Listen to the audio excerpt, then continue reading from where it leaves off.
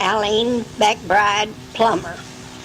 I'm 86 years old, and I was born September the 4th, 1929, to Lawson and Oma McBride in Hot Springs, Arkansas, at 315 Beard Street in my Grandma Martha's house. And we lived there part of the time with Grandma Martha, but Daddy got without work and he joined the CCC Corps. That's called the Civilian Conservation Corps that President Roosevelt founded during the Depression to give men work. And the camp was located out on Ragweed Valley Road towards Fire Creek. So Mom and I stayed out there on Grandpa Job and Grandma Ludy's property in a little one-room log cabin while Daddy was at the CCC camp. He had to live there in the barracks through the week, but you could go home on weekends.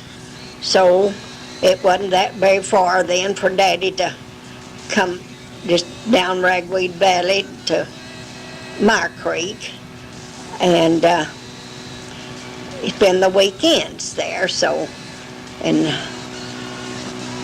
anyway, and then later on, after he got out of the CCCs, and we moved back in with Grandma Martha, and she had a big house, several bedrooms, and she started taking in boarders. It was men that just unmarried men that stayed there and had for their room and board. And Mama helped her with the cooking and the washing and all that, and all those men, they just spoiled me rotten.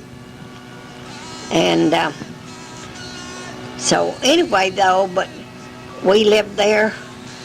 I lived a big part of my life with my Grandma Martha, better known as Granny.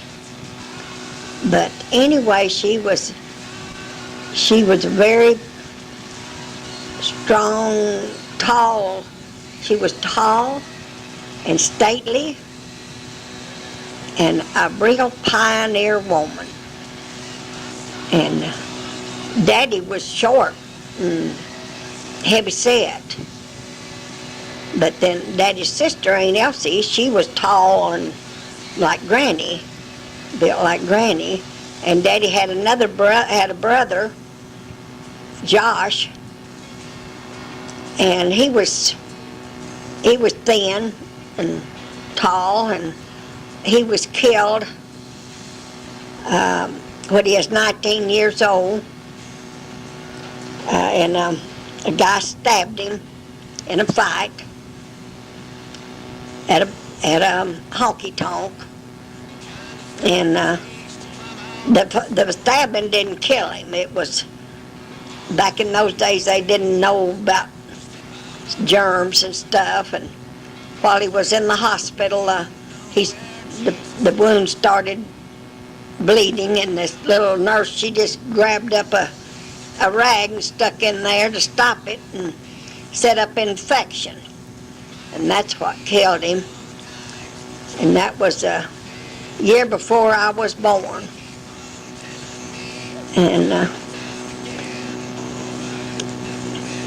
our youngest son, Larry Lawson, he favors Uncle Josh quite a bit. Pictures I've seen of him. And so anyway, Daddy got a job then at Sinclair Oil Company, and driving the oil truck to fill up at to different filling stations, tanker truck. And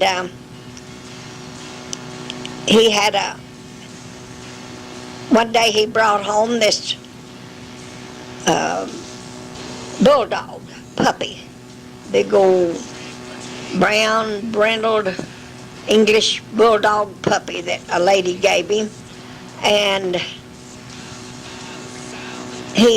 after we named him Toby, and after Toby got up, a year old, he would ride with Daddy on that truck, and the tanker had a ledge on each side of it for the driver to get up on, and you had to put the nozzle was up in the top of the tank, and so Toby rode on that ledge next to Daddy's driver's side of the, and with him on his rounds every day, and boy, people didn't bother that his truck when Daddy was away from it, because Toby stood guard, and he was a good watchdog. One day there at Granny's house, so we kept him in the house at night, and one night, boy, he went to the back door, and he was just barking up a storm, and Daddy got up and let him out, and there was a colored boy run off up the street, boy, just as fast as he could, and he had been in the smokehouse. See, this was way back. This was back in the 30s, and Granny had a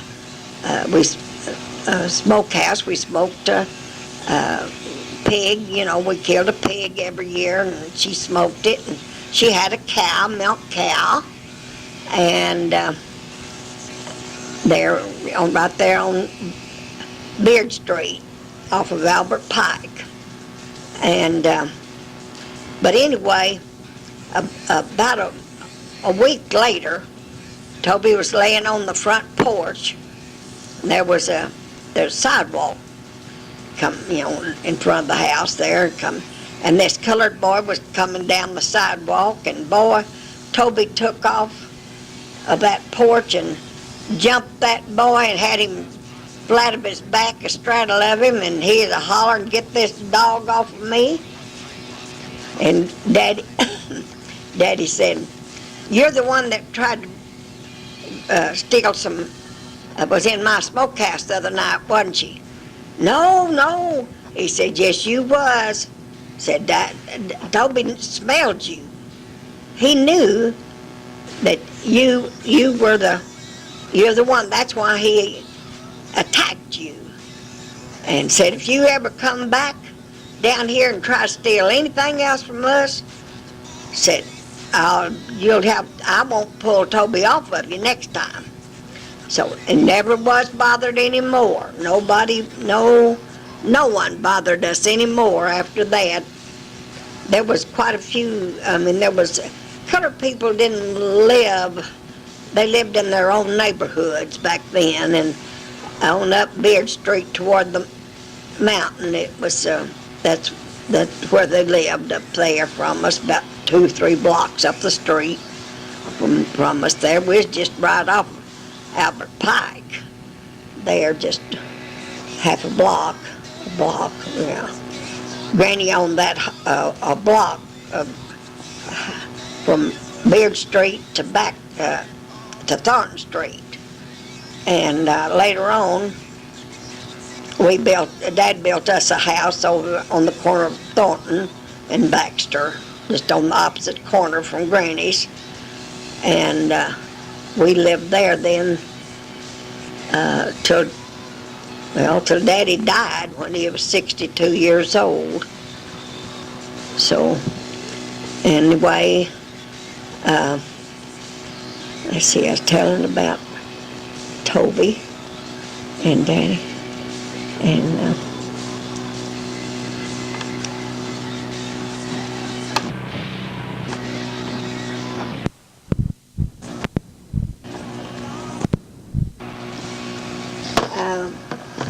Mom and Daddy's little house there on the corner of Thornton and Baxter was a craftsman style house with a front porch across the whole front. It was concrete porch, and Daddy painted it battleship gray. Every spring he'd put a fresh coat of paint, and it had the two front steps up to the porch, and then a post. It was a post on each side of it, like craftsman houses had. And we had a porch swing on the porch. And then you went in the front door to the living room. It was about an 8 by 10 room. I think nearly all the rooms were 8 by 10. And you went from the living room into the dining room, and Mama had a nice dining table and 6 chairs and a hutch and a buffet. A buffet was a long piece of furniture that it had drawers in it and shelves to hold your tablecloths and whatever, and then you could sit your meal, your desserts or your whole meal on that top of it. That's why they called it a buffet. And then from the dining room into the kitchen, which was very small. It was strictly a one-woman kitchen. It was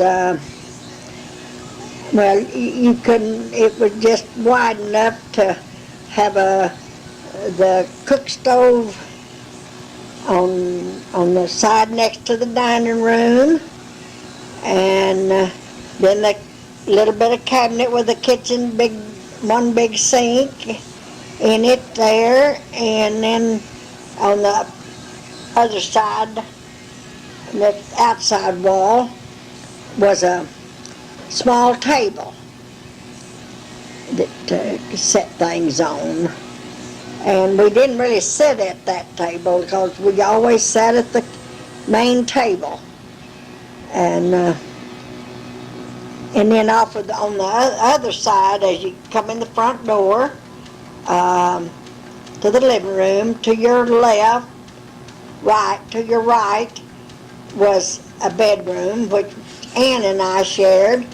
We had matching twin beds, and Mama made us a little vanity out of a small table that she put a skirt around it of a kind of a printed, bright printed chintz material, and made us matching curtains. We had 2 windows in the room, and then we had a small closet that we both had to share. And that showed, that's the size of the room. Anyway, and then you went into a little hallway that had a bathroom there between the other bedroom. And then in the other bedroom was Mom and Dad's bedroom, and she had 2 double beds in there. It was a larger room. I guess you'd call it the master bedroom. And so anyway, she had a dresser and a chest of drawers, and one of the beds matched the chest of drawers and the dresser, and the other one was just an iron bedstead bed. And then from there you went on out on used to be a screened-in porch, but they enclosed it and made another bedroom, put another bed out there, because we had a lot of company. all of the mama's kinfolk that lived out on Mar Creek, if any of them got sick and had to come to the doctor, they'd come to our house. And so we had to have a place for them to stay. And so anyway, and that was the little house, and just had no back porch, just went down some steps to the backyard. And then Daddy later, in the 40s, Daddy built a big shop in the backyard there that he bought in fender work and painted cars. He had what we called a baking room that he could, after he'd painted the cars, put them in there, and it had heat lamps and I don't know. Anyway, it dried the paint on, baked the paint onto the cars there. And I used to help him before I married. I sanded. You had to sand them with your sandpaper, and then you had to take the old paint off or smooth it down before that you could repaint it. But anyway, and it was a small house, but we made it great. We had a happy life there. Martha and I used to sing. We'd do the dishes at night. And in the summer, we had the windows all open and the doors all open, because we didn't have air conditioning back then. And so everybody in the neighborhood could hear us. And we made fun out of doing the dishes. I'd get a broom handle and our broom and act like it was my microphone, and with McBride sisters are on the air, and we'd sing while we did the dishes. And I don't know whether the neighbors enjoyed it, but we sure did.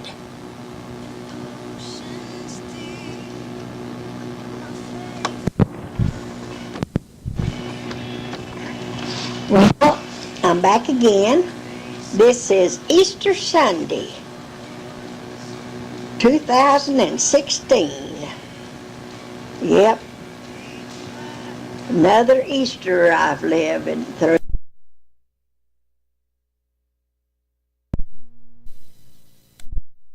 I don't know whether the neighbors enjoyed it, but we sure did.